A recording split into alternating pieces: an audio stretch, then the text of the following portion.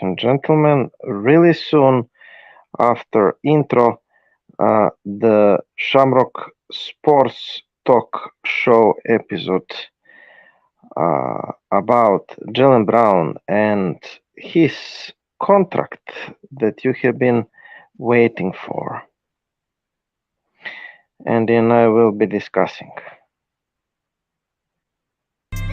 Welcome to the Shamrock Sports Talk Show with your hosts, Igor Mitic from Serbia, Europe, and Andy Vernon from Concord, New Hampshire. We are about pride, tradition, sweat, tears, victory, and determination of Boston sports. Give us a ring at 512-543-4662. Be sure to download the Try 99 TV app on any smart device and subscribe to In the Zone Sports Talk Television. The cost is $4.95. Thank you in advance for your support. Now, let's get into the Shamrock Sports Talk Show.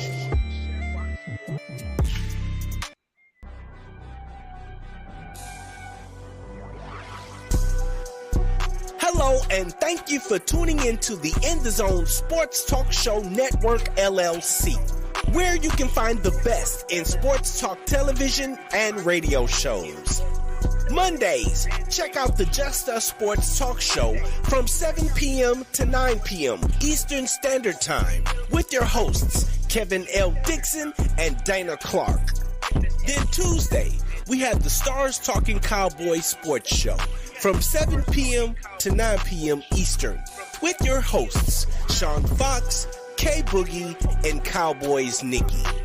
And on Wednesday, tune in for the Out the Block Sports Talk Show from 8:30 p.m. to 9:30 p.m. Eastern Standard Time with hosts Robert Lewis, Donna Hainsworth, and Brett Shields. Then meet up with us on Saturday for the Enhanced Sports Talk Show from 4 p.m. to 6 p.m. Eastern with hosts Lou Tenor and Steve Davidson. We also have the DMV Sports Talk Show from 6 p.m. to 7 p.m. Eastern with your host Razul McGee. As well, we have the Shamrock Sports Talk Show from 7 p.m. to 8 p.m. Eastern with Igor Mitic and Andy Vernon.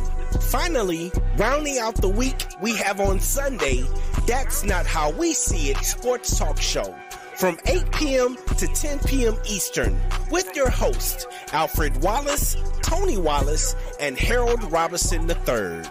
These shows come to you by way of the In the Zone Sports Talk Show Network, LLC.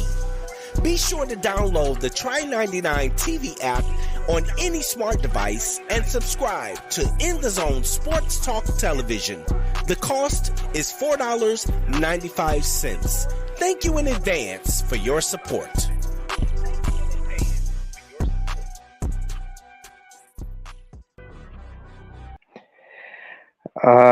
Ladies and gentlemen, welcome to another edition of Shamrock Sports. Well, ladies and gentlemen, welcome officially to another edition, number 33 of Shamrock Sports Talk Show. I'm Igor Mitic from Serbia, and this is my partner Andy Vernon from USA. We are Shamrock Sports Talk Show. We are talking Boston Celtics, primarily Go Celtics, and we are from the End Zone Sports Talk Radio, so you can buy the shirt like mine and other stuff. Anyway, you can watch us on YouTube and Kevin Dixon's and the Zone Sports Talk Radio YouTube channel, and also at Roku TV. Subscribe there. About $5 per month or $40 per year. Today's subject, Andy, of course, it is my distinct pleasure to say that Jaylen Brown and Boston Celtics have agreed to 5 years, $304 million deal.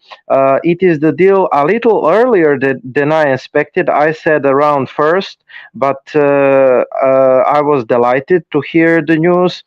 I mean, it is a lot of money. But I said in the previous show that it is inevitable, and we need Jaylen Brown, so it was the only way to keep Jaylen Brown in Boston, in my opinion.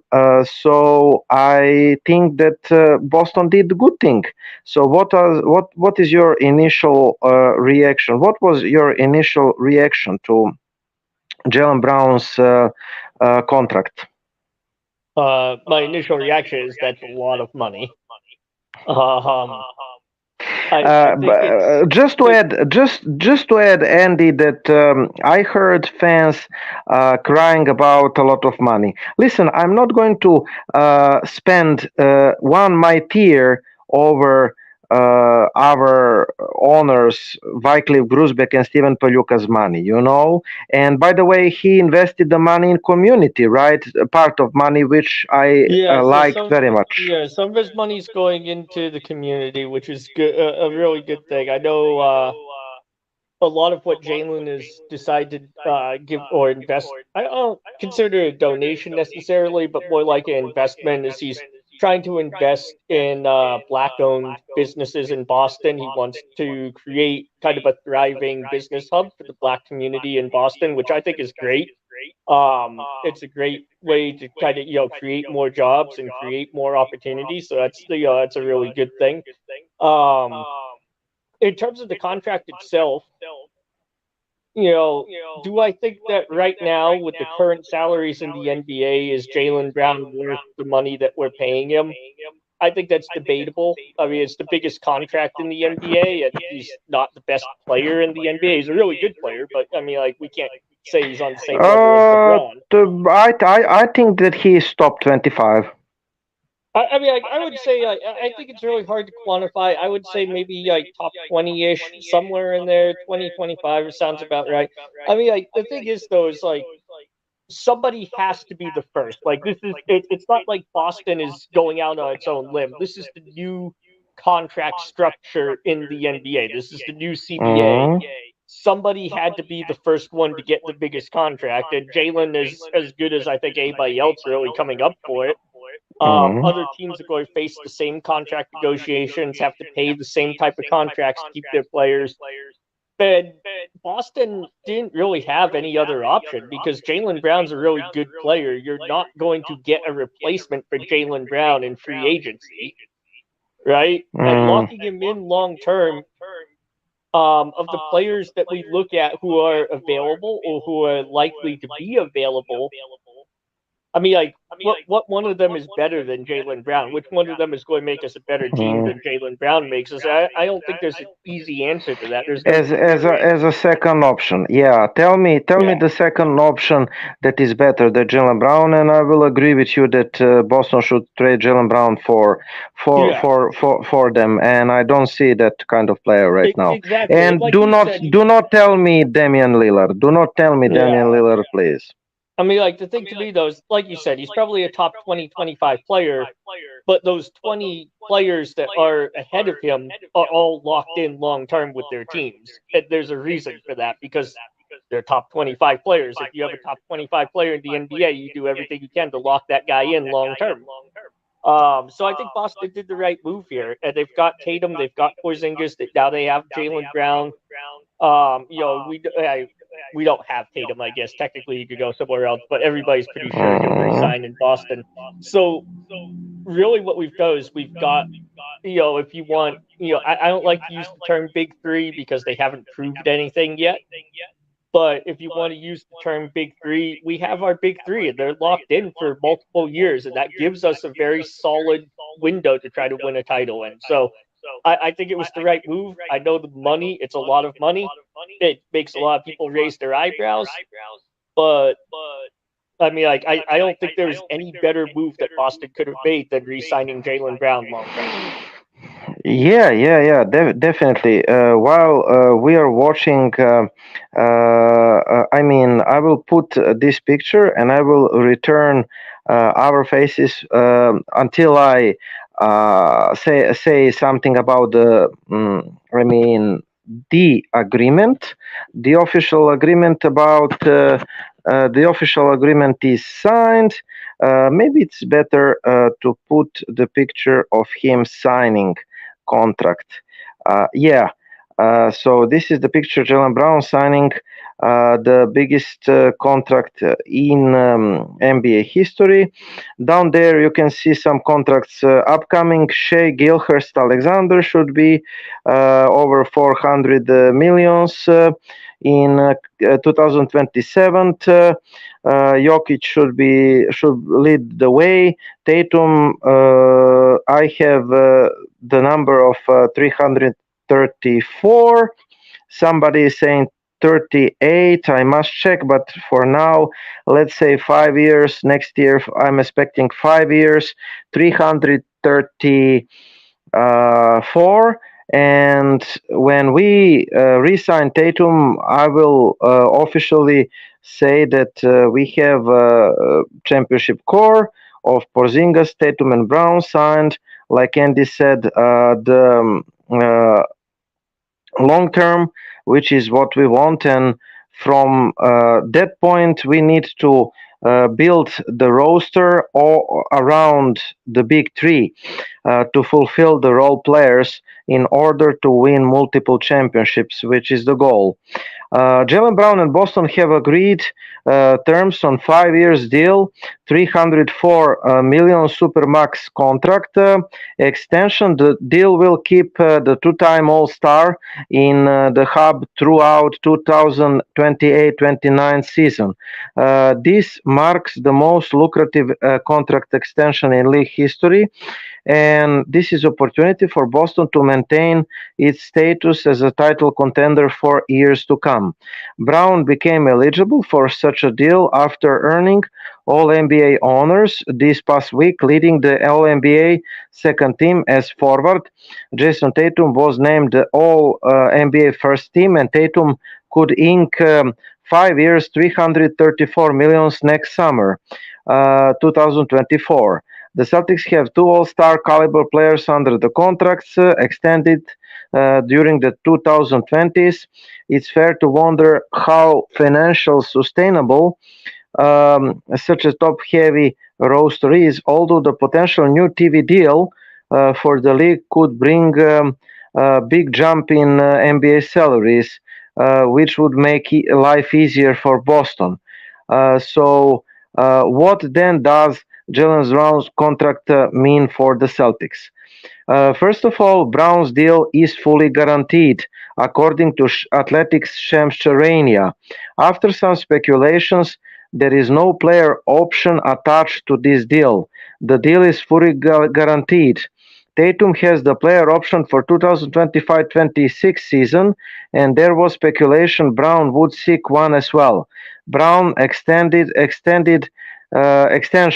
does include a trade kicker, which we talked about in the last show. However, this would make like 15% trade kicker, and this would make trading Brown more expensive possibility for the Celtics because according to Adam Himmelsbach, 15% trade kicker. The trade kicker is worth less than maximum 15% allowed, but nevertheless, it would make trading Jaylen Brown harder.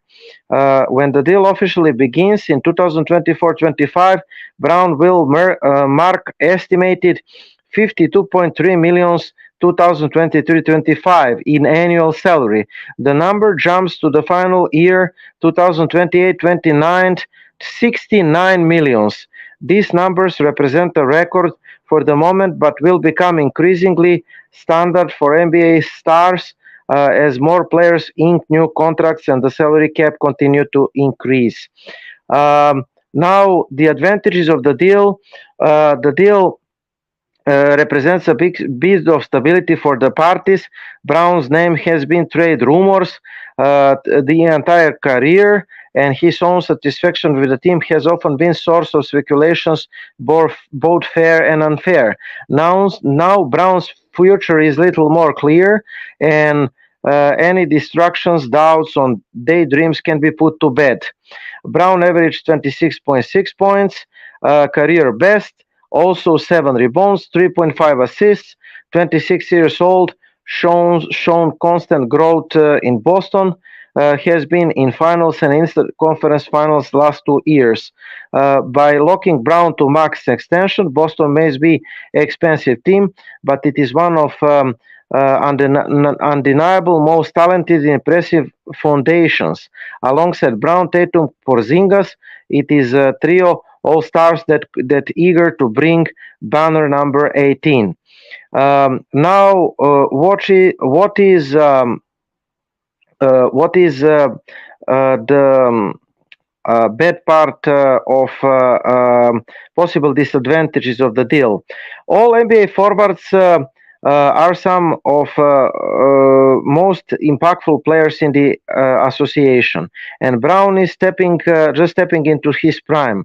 Boston would have been foolish to turn away such important homegrown star, and supermax extension was likely to be done.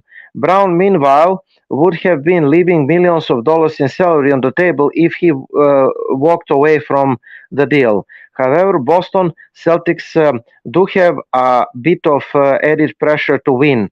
When Brown's deal kicks in, the team will be operating as second apron team under the league new collective bargaining agreement. So, second apron team. By crossing this threshold, second apron, Boston faces new barriers related after roster building and team finances. Moving forward, this deal will likely limit the club flexibility, putting new stress to the team front office and ownership. Winning fixes everything. However, if Boston is able to win a trophy, the deal is clearly a home run. If the Celtics came up short, there will be some commentary around difficult decisions and plenty of retrospectives. And final thoughts. Boston selected Brown number 3 in 2016, and he is poised to remain another 5 years in era of turbulent players. Keeping the star player with the team that drafted him is worth celebrating. Likewise, the pairing of Brown and Tatum is the envy of almost every team in association. The proof is padding, and the young duo has been the Eastern Conference Finals together and the finals. The future looks bright for Tatum, Brown, and Porzingis and the Celtics. If you squint, you can find causes for concern. But for now, congrats for both sides on the monster deal. More about the deal later. Your opinion, Andy. Some thoughts maybe. We will come to financial implications in a little while. Yeah, like I mean, like when you look at some of those players that are coming up for future deals, I mean, Here is the like picture. Jaylen Brown, honestly, is a better player than some of those, and approximately equal to others. I think the one that stands out to me is like Joel Embiid. You're going to be paying Joel Embiid potentially more than either Jaylen Brown or Jason Tatum. And Yeah, I know, like, Philly fans will jump all over me and say, like, "Oh, Embiid's an MVP. He puts up however many points and rebounds." I'll say during the regular season. mm, How far has he gotten to Sixers in the postseason? exactly. And that's where it really matters. I mean, like, unless like we're playing, see how many MVPs our star player can win. Like, it doesn't matter. And the thing is, they're going to be paying Joel Embiid more than Tatum and Brown, who have gotten the Celtics to the Eastern Conference Finals. What, 2, 3 times now? Yeah, I think four actually. Oh, Four, is it four four? or Yeah, four, maybe five. more. Yeah, Yeah, I four lost or count. five. Mm-hmm. And that's the other thing is like when people, we keep hearing people in the Celtics fan base even, and Celtics media will say like, oh well, I don't, Tatum and Brown don't fit together, they can't win together. Mm. If it's been, they've been to 3 or 4 They Eastern can. Conference Finals, like one Mm. Finals appearance. How much, how much better of a fit can you have? Like, basically, that means there was one team in the NBA that had a better fit than them, or 2 teams that had a better fit than them in the NBA. So I mean, like, you can't say like, oh, like they don't fit well together. If they didn't fit well together, they wouldn't have 3 to 4 conference final appearances or finals appearance. You I know, have a I lot of have it's just some thoughts about it really quick. Not sure why everyone is so down on Jason Tatum Jaylen Brown duo, but since Tatum and Brown played together the first season 2017-18, Boston Celtics have the record of 291 174. 291 174 or 62.6%, 63%. This is the yeah, third best in that run in the NBA.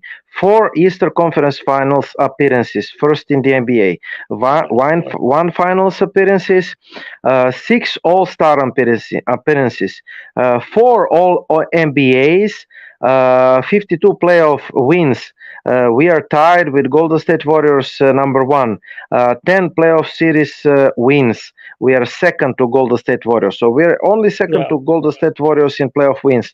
Yes, it is disappointing to get this close to championship and not to break it down. But these guys are 25, 26.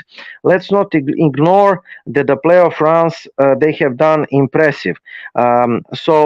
Goes to show that expectations really determine how gets hated or not actual performances are. Not every team wins a ring every single season.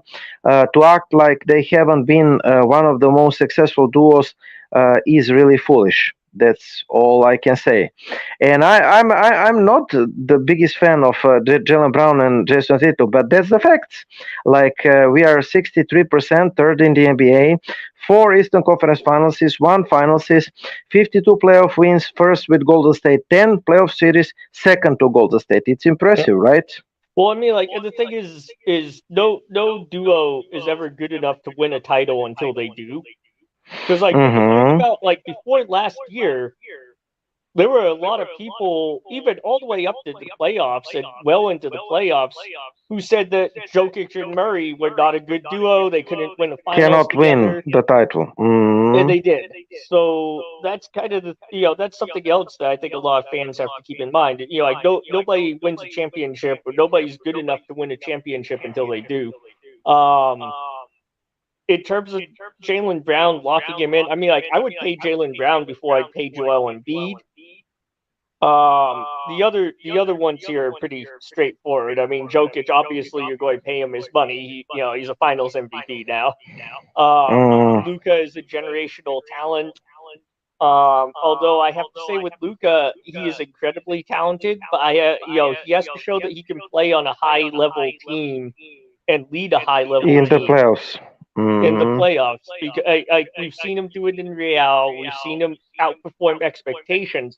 But what we haven't seen Luka be able to adjust his game to play next to other stars and win at a high level in the NBA. I think Definitely, he can do it, definitely. but we haven't seen it. Tatum Mm-hmm. obviously deserves his money. Embiid though really is the one there. Like I think Embiid is a very talented player, but in a very narrow niche. Because I think when you get to Mm-hmm. the playoffs, he doesn't have the high basketball IQ. And I think when you get to the Yeah, playoffs, yeah, not having yeah. that high basketball IQ is going to perpetually limit his team. Yeah. Let's break it down the contract.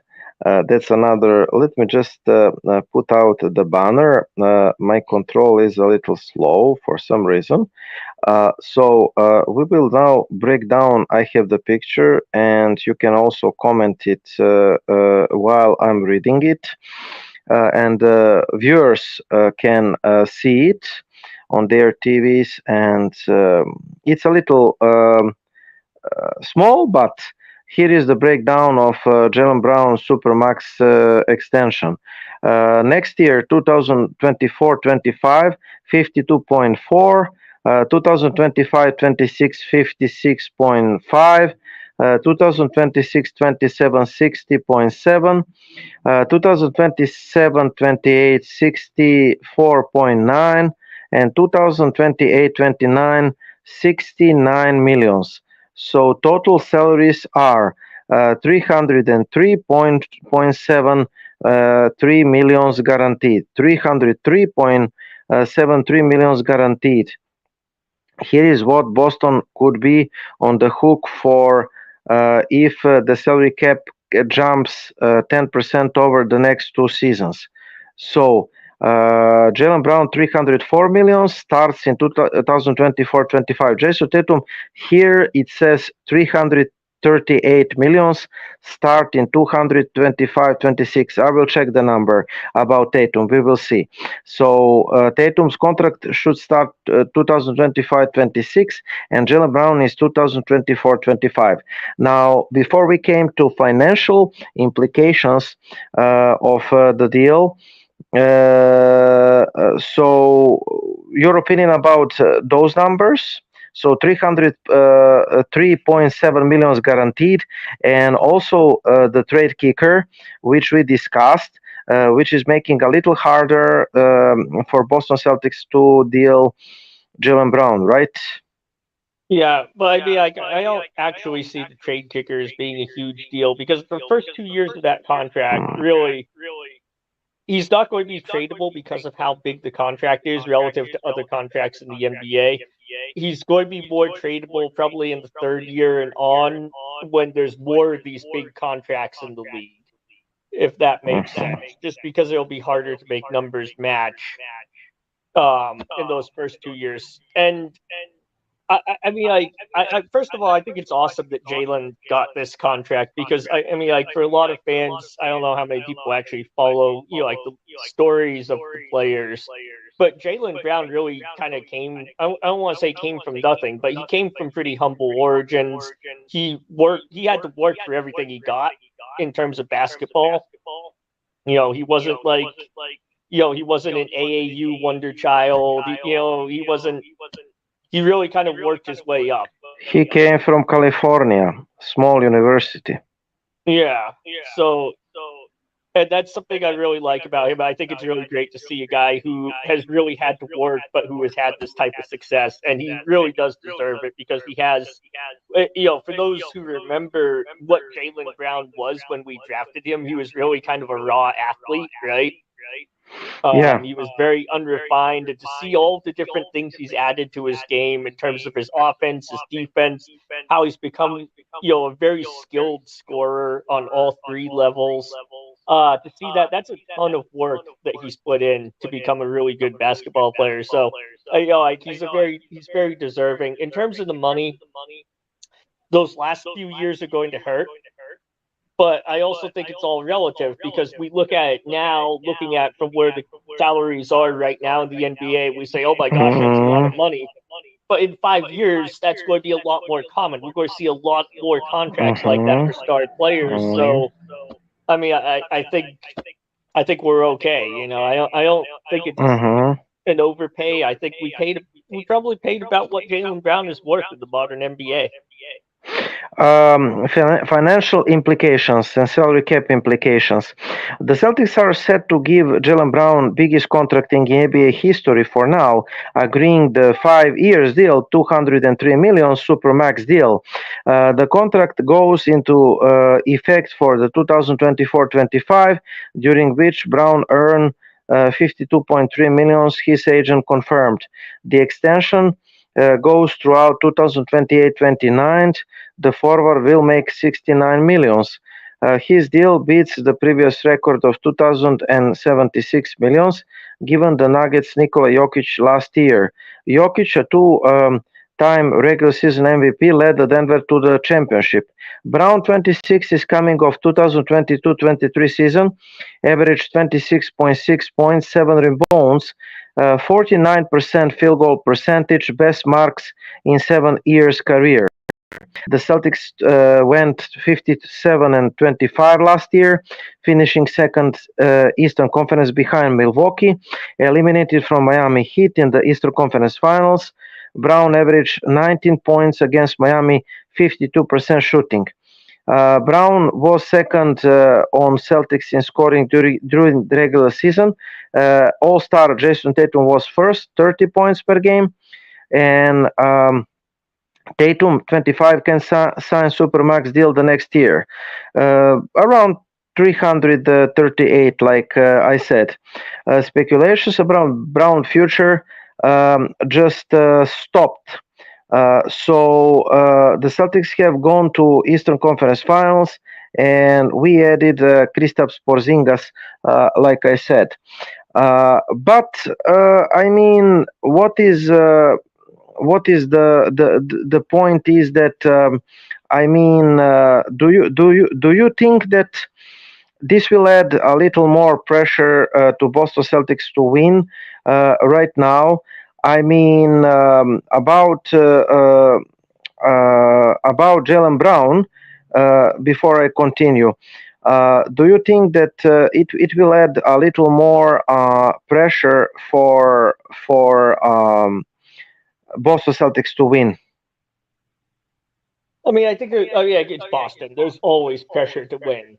Yeah, I think there's been pressure for years. I actually think this contract is really good for the Celtics and for Jaylen because like you talk about Jokic and he got his big contract and then that the next year he leads the Nuggets to the finals. I'm not saying Jaylen Brown's going to do that, but but when you think about it, what does this contract do? It gives Jaylen Brown a lot of peace of mind, right? Because he knows he's financially secure for the next 5 years. I mean, for the rest of his life, obviously. But like his contract is locked in for 5 years.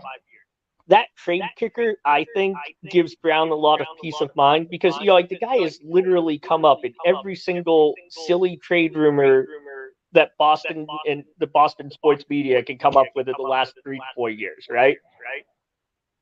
And when you're a player, like any professional, you think about you go to work, you're working hard for the company, and you keep hearing constantly, you hear these rumors that they're going to transfer you across the country to another office, or you're going to have to root up, pick up your family, move. Like that's going to affect how you work, right? Because nobody wants to hear that all the time.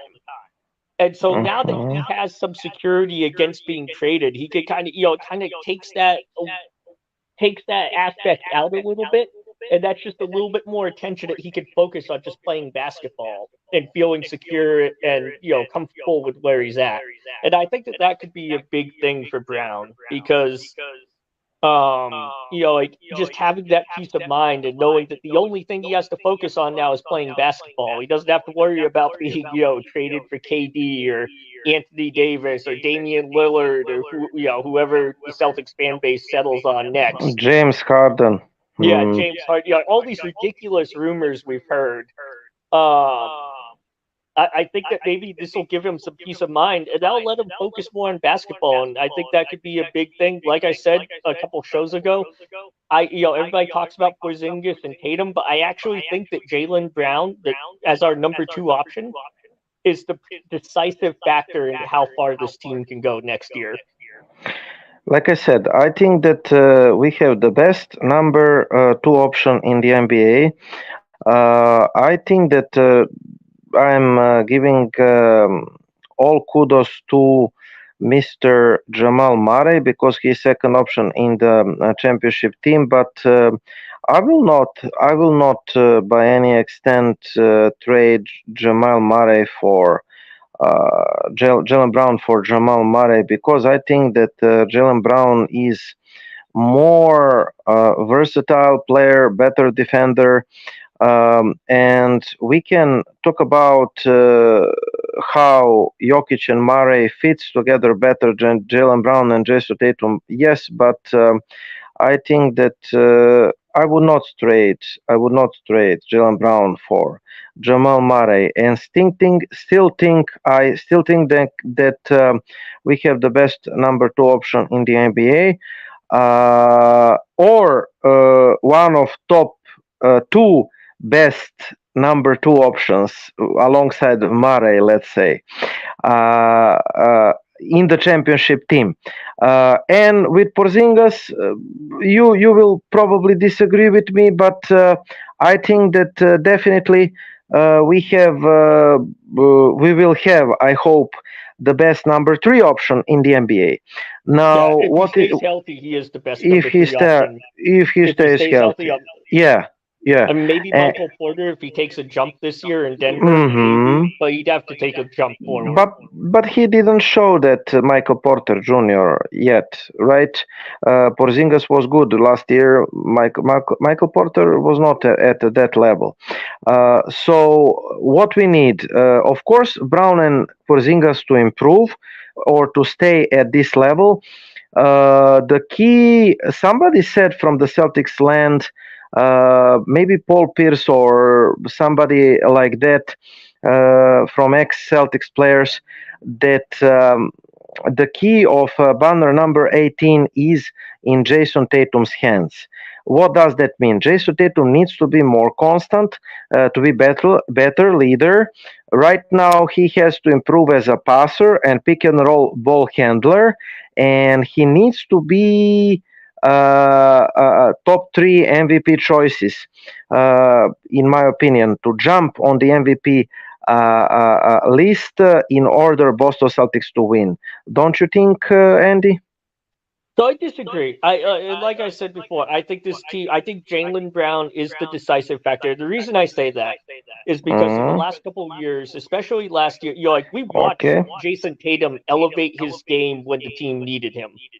And he was able to do that quite a few times in the postseason where he elevated his game and carried the team through stretches. That's really what Okay. you ask for from your number one.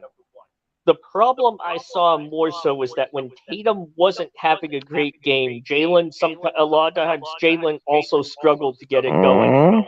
And as the number Mhm. two, when Jason's getting locked down and focused, that's when Jaylen Brown needs to step up and be that number two, that co-star, Okay. and carry the team for Tatum. And I think, Yeah. and that's why I say I think we depend more on how well Jaylen Brown can play in those moments. Porzingis is Mhm. obviously going to help a lot, Mm. but I think Jaylen needs to take that next step forward to say, hey, defense is focusing Jason. I gotta get to my spot, get some easy points, make them focus on me, take some pressure off of Jason, take some pressure off of KP. And I think if he does that, for example, I think if Jaylen can step up what Jason doesn't, I think we would have been in the finals last year easily. Yeah. Yeah. What I was saying that I'm expecting again Jason Tatum to be better in every category, especially Jason Tatum to be better when we talk about passing. So I'm expecting as a passer, pick and roll ball handler because we need him to do that. And to be better in some clutch situations, especially around the rim. I was talking about how he improved touches and efficiency around the rim, but he still can be better in that category. And that has been said, I'm expecting Jason Tatum to be. I mean, we were talking about culture and leadership. That's actually what we need. In general, from Jaylen Brown and Jason Tatum, to be culture leaders, locker room leaders without smart, and to be the floor generators or the fire starters on the floor, to say that way, to use the prodigy sentence. But especially because we lost the passer, I'm expecting better passer from Jason Tatum, and to extend to Jaylen Brown. Jaylen Brown needs to improve ball handling and passing in pick and roll situations, especially because he acted like high school player in some situations in the playoffs, which is getting on my nerves, to tell you. I mean, even more than some Marcus Smart ill-advised threes. The thing that was getting on my nerves when Jaylen Brown put the head down, dribble, then the ball, went out from his leg, or somebody steals the ball from Jaylen Brown. Those kinds of situations, turnovers and ball handling, he needs to improve, right? I agree with Brown needs to improve his handle, and he's made progress, but still hit or miss. I do not agree with Tatum needing to be a better passer. I think, and the reason is because we're asking Jason Tatum to do too much. We want him to Okay. be we want him to be a primary rebounder. We want him to be a primary passer. We want him to be an elite defender. We want Mm-hmm. him to be our number one scorer. There's no player in the NBA that does all of Okay. that. And Okay. that's Okay. the Okay. problem for Uh-huh. Boston is like we want Tatum to do too much. We need and that's why I keep saying we need to get a floor general point guard because that's Yeah. something that we could get pretty affordably. Like floor generals usually aren't that expensive. We could get that, and that would take a huge portion off of Tatum's plate and let him focus on being the primary scorer, primary one of the primary rebounders and a high level defender. Because what we don't want to do is put too much on him over and either A overwhelm him or B just wear him out like we have in the last couple postseasons. So I think we need to find somebody, we need to start using this free agency to find those role players who can make Tatum's job a little bit easier, not put more things onto Jason Tatum. And I think that should be a primary concern for Boston.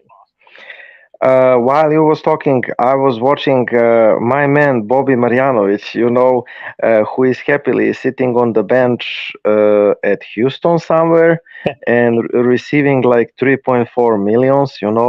Life can be good for some people. But returning to Jaylen Brown and Boston Celtics, the Boston Celtics are financial and cap implications. So the Boston Celtics are evading the NBA's daunting second apron by hair, though they will have to make some tough roster decisions next summer if they are going to avoid the pitfalls of the collective bargaining agreement's newest wrinkles. They agreed to 5 years, $304 million to Jaylen Brown, and with Jason Tatum Supermax extension to kick out in 2025, Boston is and Porzingis extended. Boston is set to commit a large chunk of its payroll to the top two players on the championship contending roster. Factor in the newly acquired Kristaps Porzingis extension worth 3 years, $96 million. Remaining on his contract, and the Celtics will be committed close to 78% of salary cap to the top three players. Close to 78%. Now, that's before Tatum Supermax projected to be 57 millions in year one and close to 334 millions in 5 years.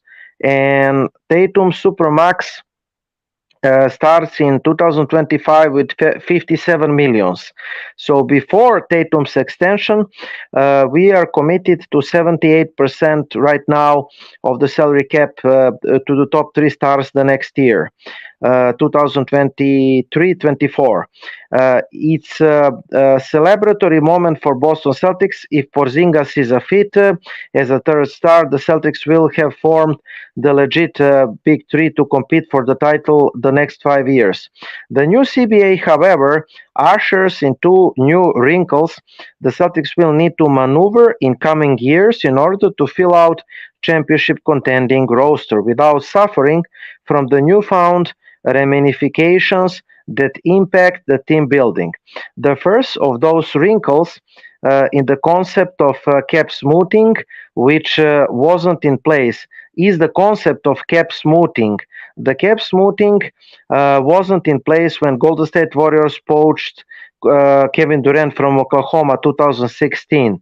The Golden State Warriors were able to do so because the NBA renegotiated its television broadcasts rights deal, which is included in this TV deal, broadcasting deal, is included in the basketball-related income that determines determinates the salary cap and player salaries.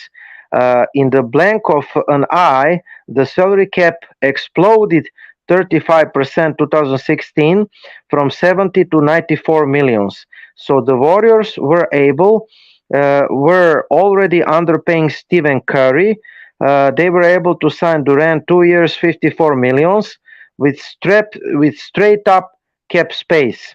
We all remember what happens next. So did the NBA owners, because the concept of cap smoothing is a direct response to the route the Warriors took to win back-to-back championship after Durant. According to the CBA, the cap smoothing means that the salary cap cannot increase or decrease more than 10% in any single salary cap season. So, cap cannot increase or decrease more than 10% any season. So we can expect salary cap, Andy, around 10% larger the next year, not 35% like in 2016, from 70 to 94. The NBA is set to renegotiate its broadcast deal in 2025, but this new wrinkle, cap smoothing, puts a cap, salary cap, just how much of a spike the team will see in the payroll. This is important because Tatum's extension is set to kick in 2025, the exact same year when NBA will renegotiate this broadcast deal, and had cap smoothing not been incorporated with the new CBA. And the new CBA, his projected 23 millions raise wouldn't hinder Boston's ability to keep championship contender together. So that's just one wrinkle Boston's front office will have to maneuver, the cap smoothing. So projected raise 23 millions wouldn't hinder ability to keep the championship contender together. So this is one wrinkle we will need to maneuver the next 5 years. The second wrinkle is the newly implemented the second apron. The teams that have payroll rising 17.5 millions above the luxury tax line will be known as second apron offenders.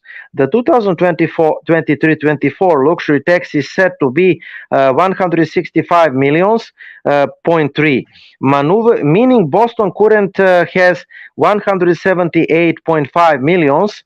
We will avoid the second apron by 4.3 millions right now.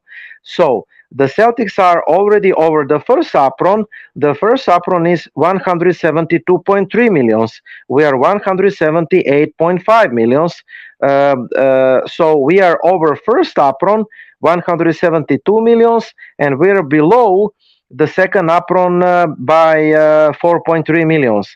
And as a result, the Celtics over the first apron, we cannot sign any buyout market candidates with whose original salaries exceeded the current projects non-taxpayers mid-level exception of 12.3 millions this season. So we can not sign the players above 12.3 millions mid-level tax non-taxpayers mid-level exception, 12.3 millions. The Celtics cannot acquire a player whose incoming salary is more than 110% of the salary of the outgoing player. And at the end of 2023-24, the Celtics will be both unable to take back more than 100% of the outgoing player's salary, and we are unable to use any traded player exceptions created this upcoming season. So you see, if the Celtics became the second apron offenders, the penalties are much stiffer. I will repeat, right now, we cannot sign the buyout candidates whose original salaries exceeded the current project non-taxpayers mid-level exceptions, which is 12.3 millions this year. We cannot acquire the players whose incoming salaries are more than 110% of the salaries of outgoing players. And we cannot, at the end of this year, take back more than 100% of outgoing salaries in the trades. If we cross the second apron, the penalties are much stiffer. The Celtics will have their 2023 first round NBA pick frozen if their payroll exceeds the 2024-25 second apron. If we exceed the second apron, our 2023 first round draft pick is frozen, and it could range. Second apron for the next year, 2024-25, could range anywhere from 192 million, 5%, and 10%, 201 million. So we will see where the second apron is the next year, 2024-25. So it is based on the year-over-year increase in the salary cap.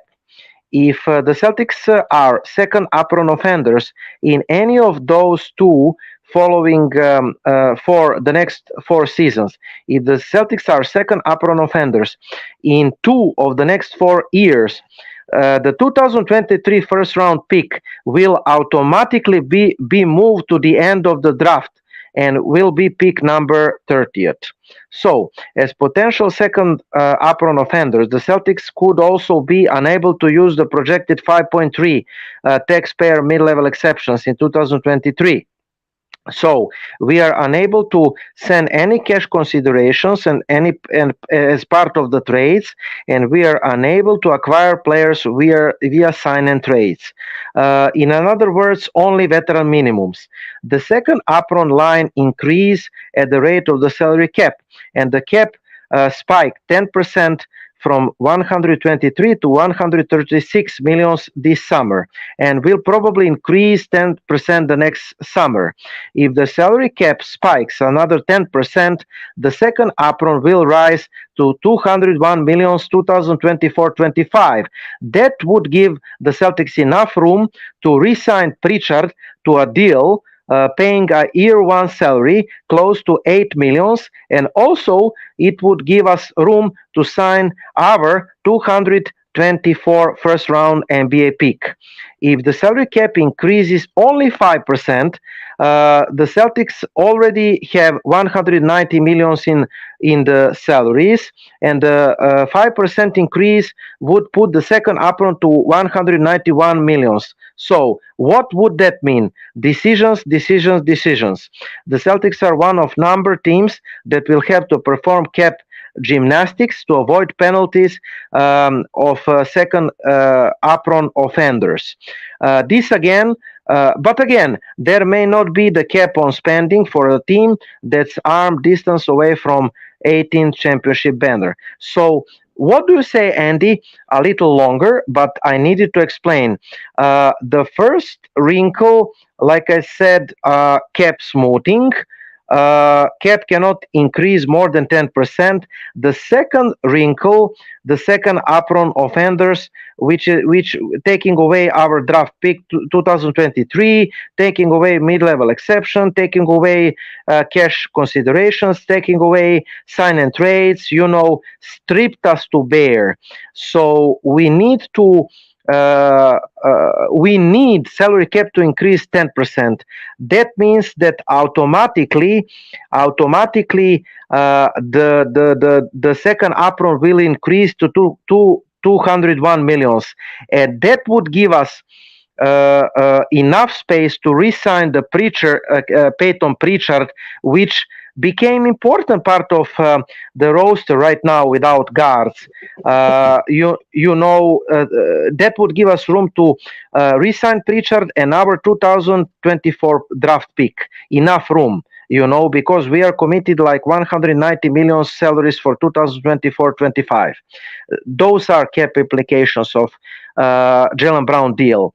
Apologize to the listeners for a little longer, but it was necessary. Please, Andy, your comments.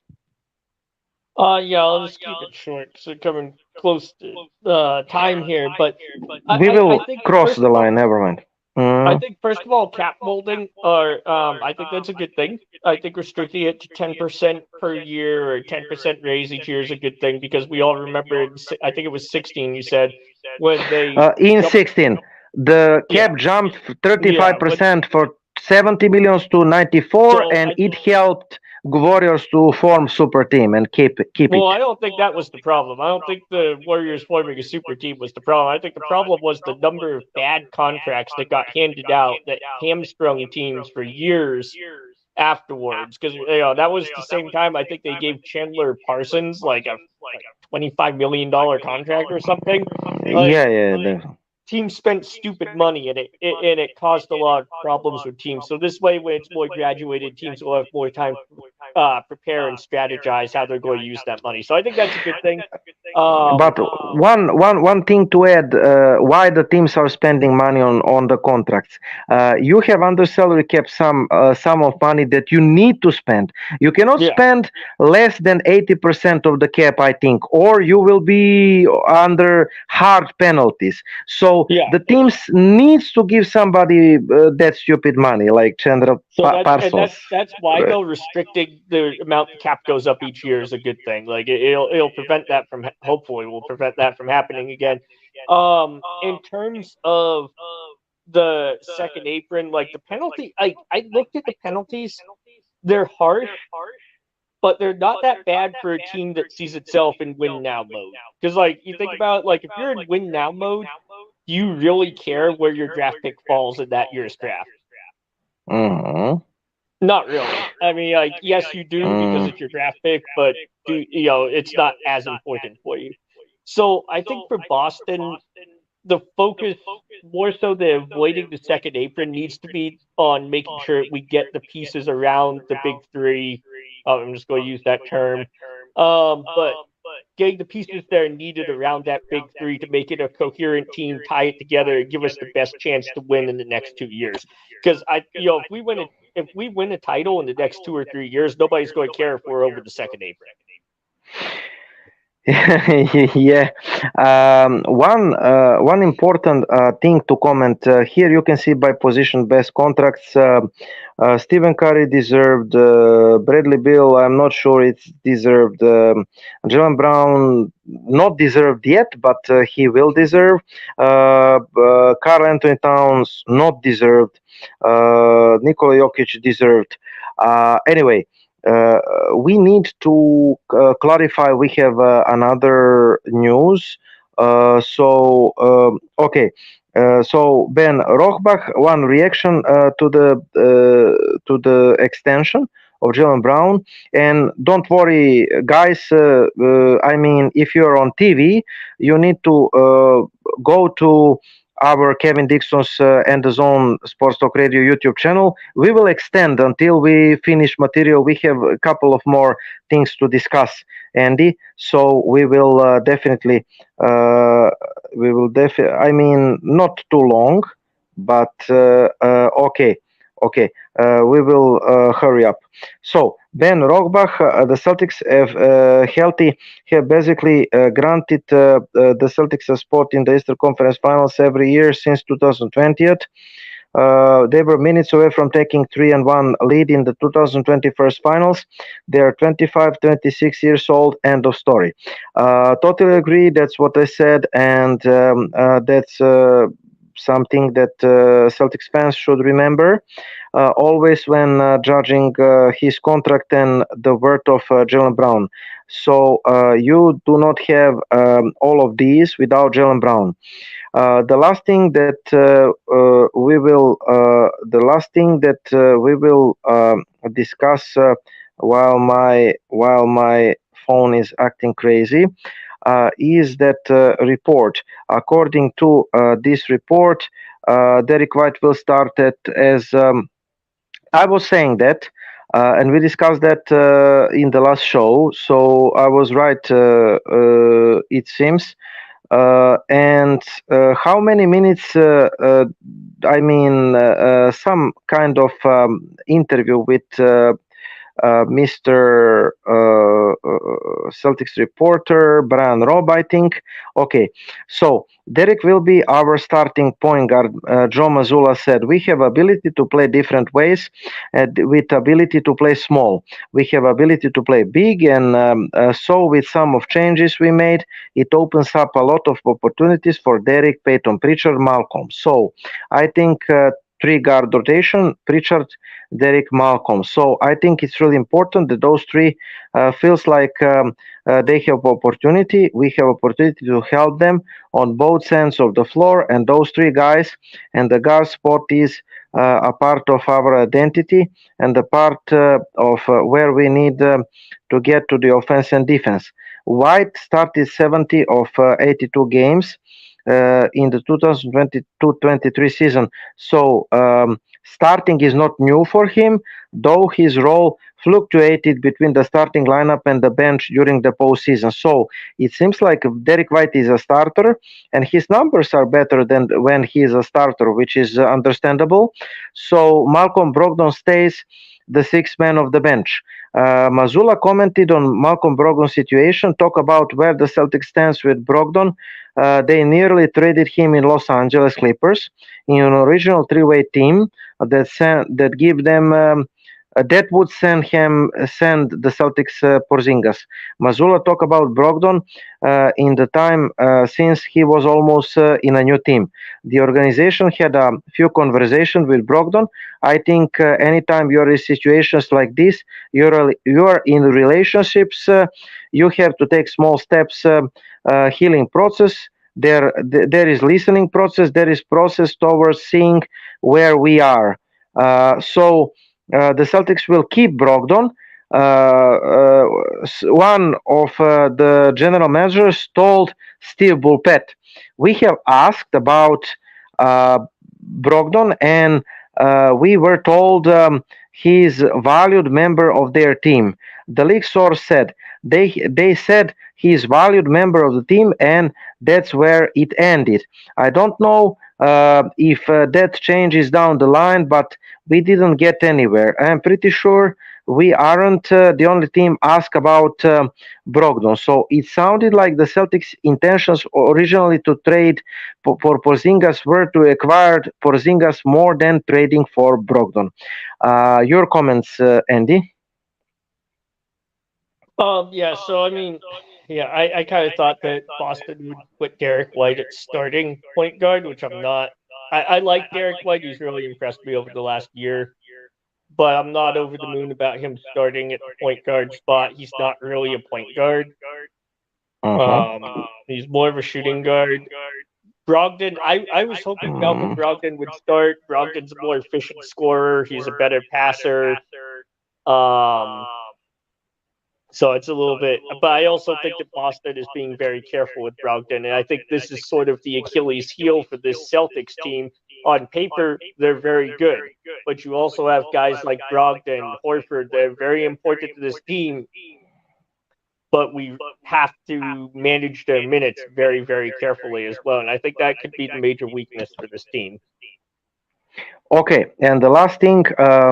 So we have interview with Brian Robb and the questions that the Celtics fans are asking us.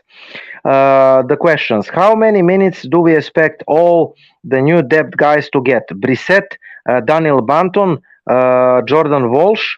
Does it all depends on which of our bigs is rested, injured? Pritchard guaranteed 20 minutes right now, or does that all depends on Brogdon's health? Hope we prioritize rest. So when the Celtics are fully straight, there probably won't be many minutes for the new guys. Maybe one of them could slide into rotations of the ninth as a ninth guy on the selected nights, because Brissett feels like the good candidate for that to be the ninth guy. But we have the starting five of Derek White, Jaylen Brown, Jason Tatum, Kristaps Porzingis, and Robert Williams. The bench would consist of Peyton Pritchard, Sam Kusier, Malcolm Brogdon, Peyton Pritchard, Sam Kusier, Al Horford. Those four guys will be the bench rotations. So Horford, Brogdon, Pritchard, Kusier, the bench rotations, and Brissett as number 5 right now. So that is your bench. Horford, Brogdon, Pritchard, Kusier, Brissett.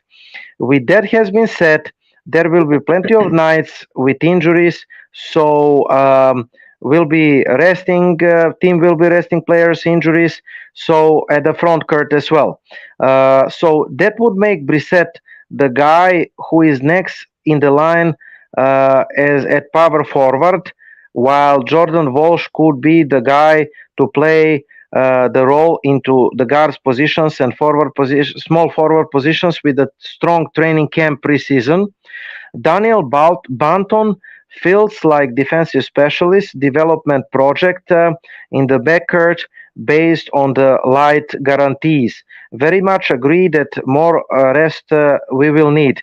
Team will need some buyout to buy in on the players on the front, should came which should come in the big paydays taken care of.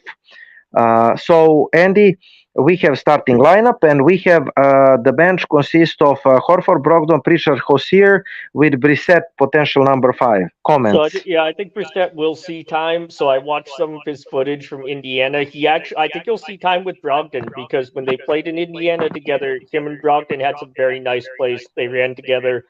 I actually like him over Sam Hosier. Hauser he's a better shooter, but Brissett has more defense and more of a vertical threat. And once again, he played well with Brogdon in the past, so I wouldn't be surprised to see some of Brogdon and Brissett playing together. So it will be like Brogdon point guard, Pritchard shooting guard, Hosier small forward, Brissett power forward, and Horford the center. It is the number one question. It is just me, or it feels like injury prone season incoming where we don't return to the finals, even conference finals. The Celtics will look for a pass, knowing very well who the makeup of this roster is. There is certainly going to be the first thing everyone points to if the season goes sideways, construction of the roster and injury-prone roster. On the paper size, this roster may have the higher ceiling from the talent perspective of Porzingis. But with Smart Williams out, Grant Williams out, on the other and other depth players on the door, we have a lower floor with Smart and Grant Williams. The final roster isn't set yet, so I expected other additions to be made before the in-season, and there is much more unproven talent across the back end of the roster now. If those guys need to be relied on in the big spots due to the injury, there is no telling where this season goes.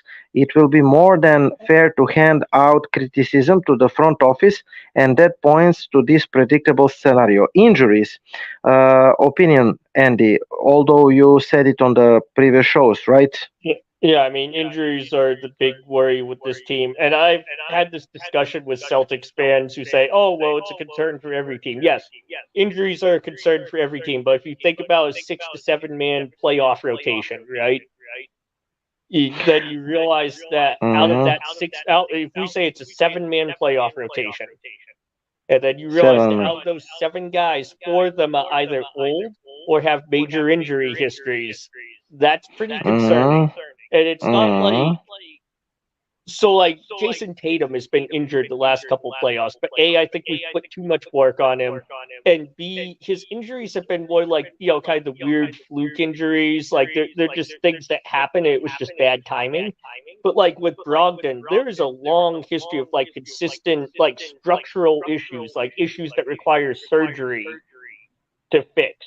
Same thing with Porzingis. And so it's one thing if you get a stinger, you twist your ankle. Those are things you rest and heal and you get back to normal. When you start talking about injuries that require them to cut you open and fix things, that's a little bit more concerning because anybody will tell you once you get cut open in surgery, it's a whole other level of seriousness compared to putting ice on your ankle. So I think that is the major concern for Boston, and I think injuries are probably the single most limiting factor for this team going into next season. The question about intriguing talent that we could potentially add. For example, on the Thunder, The Celtics could certainly make a trade offer for some guys on rookie scale deal. For example, Poku could be available, but it's hard to envision the Thunder trading anyone of use to the Celtics for more than second round picks when the Thunder already have Tone in their cupboard. Vitor Oladipo feels like an easy cut. He's hurt, and the Rockets' first round pick, Garuba Washington Jr., probably out of the door. And after one more intriguing name available, but bearing a trade, the Celtics will have tough risk offering much opportunity to anyone on the markets. And it feels like how often we will see Tatum on the floor this year. White, Brogdon, Brown, Tatum, Porzingis. So without with White and Brogdon, with Brogdon in the place of Robert Williams, it will have some defensive issues. I would expect that to be default closing lineup for any games. The small ball, White, Brogdon, Brown, Tatum, Porzingis. So Brian Robb expecting small ball to be closing lineup. Some very legitimate questions in that group defensively between Brogdon and Porzingis, but offensively upside is sensational. And Mazzulla trend is to be smaller in the time coaching, so this will be it. And the last question, what do you think among Brissett, Banton, and Walsh will find a way into regular season? I see 10 men's rotations. So he thinks Brissett has the best shot to make rotations. 10 men projected would be as mine, starting 5 plus Peyton Pritchard, Brogdon, Hussier, Brissett, Al. In playoff, you cut out Peyton Pritchard and Brissett. That's it. Do you want to comment about small ball lineup that is closing one? Tatum on 4. Yeah, I mean, I think it'll be situational more so. The one thing I will say is I actually think Brissett could be in the playoff rotation. He could be. Why not? I think that we must play. We must play somebody. We must find somebody.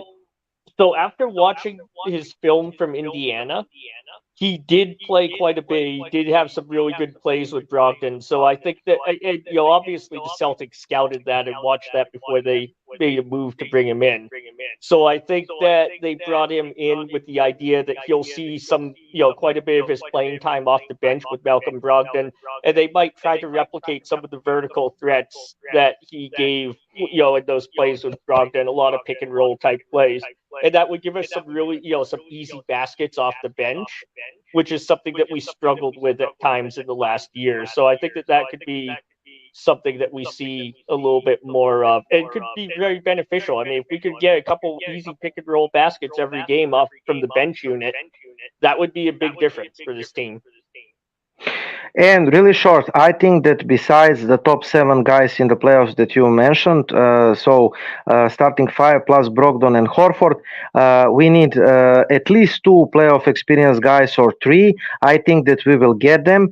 And the list of available players: point guard Kendrick Nunn, Ish Smith, shooting guards Noel, Diallo, Will Barton, Terence Davis. Apparently, we export Terence Davis and Green, Austin Rivers, Romeo Langford. Small forwards Kelly Oubre Jr., my candidate, Terence Ross, Toscano Anderson, Anthony Lamb. Power forwards PJ Washington, then Jeff Green, Damian Jones Jr., Vincent Gabriel. Centers Christian Wood, Bismarck Biyombo, Blake Griffin. Again, Christian Wood, if he agrees to the veteran minimum any time of day. PJ Washington or Jeff Green, yes. Kelly Oubre Jr. right away, please. From the shooting guards, I mean, I don't know. Will Barton can be good. Javonte Green, Terence Davis, anyone. But if I'm Boston, I would sign from this list 2 or 3 players. Kelly Oubre Jr., I would sign him today. What you are saying? Yeah, and Christian Wood. Be the most logical choice. And Christian Wood, Oubre or Christian Wood, if they agrees to the salaries, because I think that would be a great choice. There's not really a lot of room for him. He's really a center, so I mean, I don't think we have a great fit there or the minutes at that position. I mean, PJ Washington, Jeff Green maybe. If they agree, Washington, I doubt he will agree to minimum, but Jeff Green could be. I thought he signed with somebody though. I think he is signed with Rockets or somebody. Yeah. So again, Wood or Biyombo, my candidates before Griffin. That's it. We will follow the summer, exciting summer in Boston. Andy, thank you so much. I think that it is the good show, and I am finally happy that we finally finished Jaylen Brown extension. Now, please, Boston Celtics sign at least 2 free agents. First of all, Kelly Oubre Jr., the replacement for Grant Williams. He can play in the place of Grant Williams, and that's it. Finally, like I said, O'Shea, Brissett, 2 years veteran minimum contract is fully guaranteed. Brissett has player option for the second season. Andy said he is good. I believe him. Andy, thank you very much. Closing words for the show. I don't really have too much. I was glad we locked in Jaylen Brown long term. I think that was a really solid move. Okay, and we will be the next Saturday. Maybe some new signings will be there, so we will discuss about that. Anyway, we will discuss about the roster anyway, so stay with us and stay with the End Zone Sports Talk Radio. Thank you, Andy. Thank you, everyone, for watching and supporting us. Go Celtics, and thanks, Kevin Dixon, for giving us time and space. See you next Saturday, 7 p.m. Eastern. Go Celtics. Good night. Thank you for listening to the Shamrock Sports Talk Show. We're here every Saturday from 7 p.m. to 8 p.m. Eastern Standard Time. We are the best 4-leaf lucky show in the area. This show comes to you by way of the In the Zone Sports Talk Show Network, LLC. And be sure to download the Try99 TV app on any smart device and subscribe to In the Zone Sports Talk Television. The cost is $4.95. Thank you in advance for your support.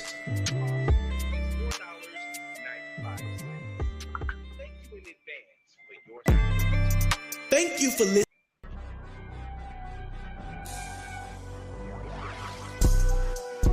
Hello, and thank you for tuning in to the In the Zone Sports Talk Show Network, LLC, where you can find the best in sports talk television and radio shows. Mondays, check out the Just Us Sports Talk Show from 7 p.m. to 9 p.m. Eastern Standard Time with your hosts, Kevin L. Dixon and Dana Clark.